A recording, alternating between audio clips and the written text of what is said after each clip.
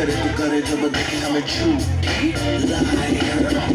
चश्मा जचता तेरे मुखड़े पे जैसे काला तेरे जचता है तेरे चेहरे पे तुम दांव से ज्यादा नहीं तो 10-12 लड़के तो मार ही देती होगी तू दिन में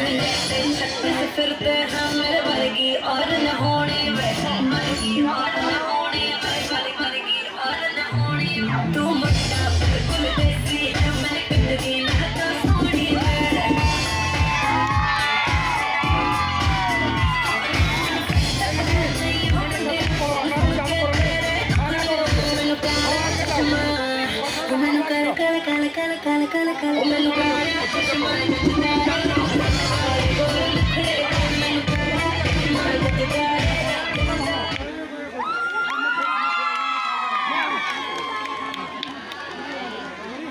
धन्यवाद।